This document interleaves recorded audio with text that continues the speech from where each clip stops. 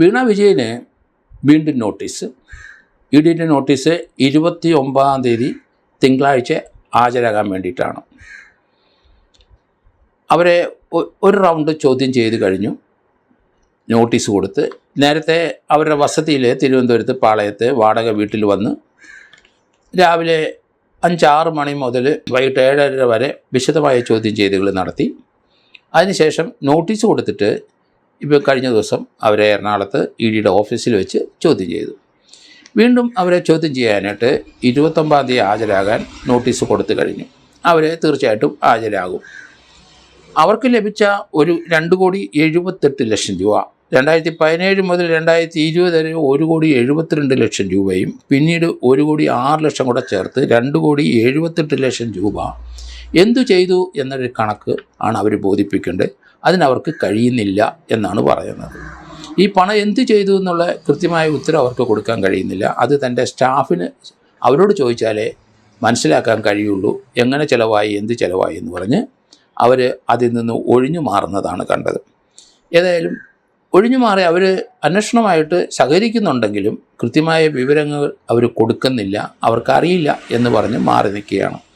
അങ്ങനെയുള്ള സന്ദർഭത്തിൽ SFIയിൽ നിന്ന് ലഭിച്ച 22,000 പേജുകളുള്ള 134 റെക്കോർഡുകൾ, അത് ഇതുവരെ SFIയുടെ ആ റെക്കോർഡുകൾ EDക്ക് ലഭിച്ചില്ല എന്നാണ് പറയുന്നത്. ഏതായാലും ലഭിച്ചിരിക്കാൻ സാധ്യതയുണ്ട് 2 ദിവസത്തിനകം.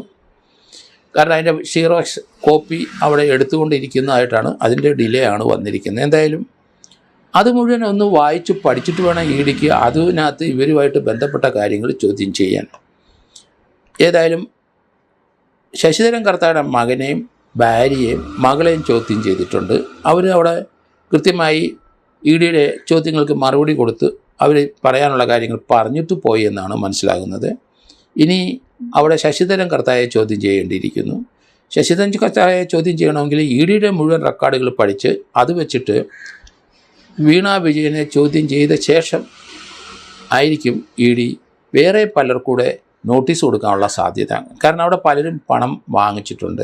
വീണ വിജയനെ മാത്രമല്ല മറ്റുള്ളവരെയും ചോദ്യം ചെയ്യേണ്ടിയിരിക്കുന്നു. ഒന്നെങ്കിൽ അവരുടെ വസതിയിൽ പോയി, ഇപ്പം ഭരണകക്ഷിയിൽപ്പെട്ടവരുമുണ്ട്, പ്രതിപക്ഷത്തുള്ളവരുമുണ്ട്, മറ്റ് രാഷ്ട്രീയ നേതാക്കന്മാരും VIP-കളും ഉണ്ട്, സാഹിത്യകാരന്മാരും ഒക്കെ പണം വാങ്ങിച്ചിട്ടുണ്ട്. പണം ആവശ്യമുള്ളവർക്കൊക്കെ ശശിധരൻ കർത്ത പണം കൊടുത്തതായിട്ട് അങ്ങേർക്ക് എന്തെങ്കിലും രീതിയിലൊരു ഉപകാരം ലഭിക്കും എന്ന് കണക്കാക്കി പണം വാരിക്കോരി കൊടുത്തിട്ടുണ്ട്. കാരണം 1,600 കോടി രൂപയോളം അയാളുടെ കയ്യിൽ 2017-2021 ഇടയ്ക്ക് ആ കാലഘട്ടത്തിൽ മാത്രം വന്നു ചേർന്നുള്ള വിവരങ്ങളാണ് വെളിയിൽ വരുന്നത്. അതുകൊണ്ട് വീണ വിജയനെ ഈ അടുത്ത ദിവസം ചോദ്യം ചെയ്താലും അവർ ഉദ്ദേശിക്കുന്ന കാര്യങ്ങളൊന്നും വെളിയിലോട്ട് വരില്ല. അവർക്ക് റെക്കോർഡിക്കലായിട്ട് SFIയുടെ മുഴുവൻ റെക്കോർഡുകളും ഒക്കെ പരിശോധിച്ച ശേഷം ശശിധരൻ കർത്തായെ ഇങ്ങോട്ട് ചോദ്യം ചെയ്ത ശേഷം മാത്രമേ ഇതിലേക്ക് ഒരു അറസ്റ്റ് ഉണ്ടെങ്കിൽ അത് വീണ വിജയന് അതിന് ശേഷമേ ഉണ്ടാവുകയുള്ളൂ.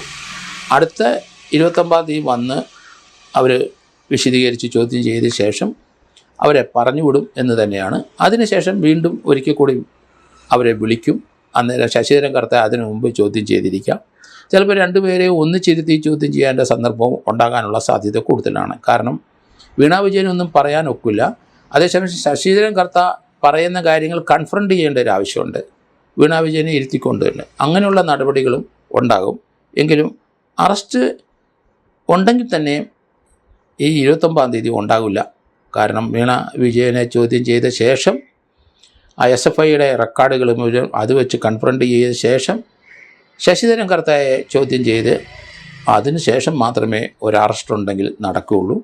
അവരുടെ കയ്യിൽ നിന്ന് വിദേശത്തേക്കൊന്നും പണം പോയിട്ടില്ല എങ്കിൽ അത് നാട്ടിൽ മാത്രം ചിലവാക്കി എന്ന് പറഞ്ഞു കഴിഞ്ഞാൽ അതിനകത്തൊരു ഒഫൻസ് വരാനുള്ള സാധ്യത വളരെ വിരളമായിട്ടാണ് എനിക്ക് തോന്നുന്നത്.